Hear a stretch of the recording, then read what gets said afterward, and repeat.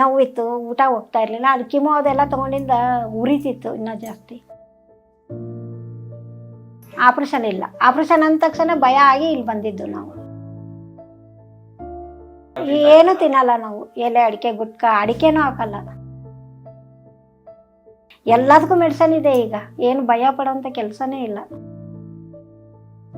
ಪುನರ್ಜನ್ಮ ಆಸ್ಪತ್ರೆಗೆ ಗುಡ್.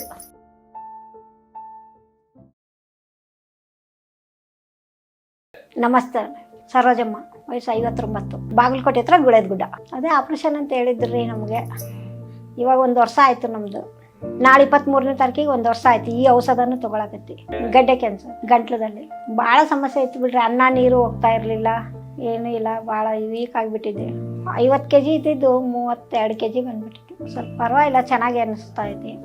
ನೀರು ಅನ್ನ ಊಟ ಮಾಡ್ತೀನಿ. ಪತ್ತೆ ಹೇಳಿದಾರೆ, ಪತ್ತೆ ಮಾತ್ರ ಮಾಡ್ತೀವಿ. ಪತ್ತೆ ಔಷಧ ತೊಗೊಂಡಿದ್ದಕ್ಕೂ ಪತ್ತೆ ಮಾಡಿದ್ರೇ ಕಡಿಮೆ ಆಗೋದು. ಕಿಮೋ ಮಾಡಿಸಿದ್ವಿ, ಆಪ್ರೇಷನ್ ಇಲ್ಲ. ಆಪ್ರೇಷನ್ ಅಂದ ತಕ್ಷಣ ಭಯ ಆಗಿ ಇಲ್ಲಿ ಬಂದಿದ್ದು ನಾವು. ಚೆನ್ನಾಗಿ ನೋಡ್ತಾರೆ, ಚೆನ್ನಾಗಿದೆ. ಪುನರ್ಜನ್ಮ ಆಸ್ಪತ್ರೆಗೆ ಗುಡ್. ನೋವಿತ್ತು, ಊಟ ಹೋಗ್ತಾ ಇರಲಿಲ್ಲ. ಅದು ಕಿಮೋ ಅದೆಲ್ಲ ತೊಗೊಂಡಿಂದ ಉರಿತಿತ್ತು ಇನ್ನೂ ಜಾಸ್ತಿ. ಏನು ತಿನ್ನಲ್ಲ ನಾವು, ಎಲೆ ಅಡಿಕೆ ಗುಟ್ಕ ಅಡಿಕೆನೂ ಹಾಕಲ್ಲ. ಏನು ತಿಂತಾ ಇರಲಿಲ್ಲ ಜಾಸ್ತಿ. ನೋಡಿದ್ರು ಬಂತದು.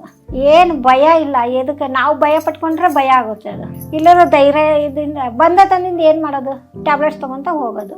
ಎಲ್ಲದಕ್ಕೂ ಮೆಡಿಸನ್ ಇದೆ ಈಗ, ಏನು ಭಯ ಪಡೋಂಥ ಕೆಲಸನೇ ಇಲ್ಲ. ಆದ್ರಾಗಲಿ ಬಿಟ್ಟರೆ ಬಿಡಲಿ ಅಂದ್ರೆ ನಾವು ತೋರಿಸ್ಕೊತ ಬಂದ್ವಿ. ಅದು ದೇವ್ರದ್ದು ಐತೆ, ದೇವ್ರ ದಯ ಐತೆ, ಆಗಿದೆ. ಎಲ್ಲರೂ ಚೆನ್ನಾಗೈತೆ. ಆಸ್ಪತ್ರೆ ಬಂದಿದ್ರು ಧೈರ್ಯದಿಂದ ತೋರಿಸ್ಕೊಳ್ಳಿ ಅಂತ ಹೇಳ್ತೀವಿ.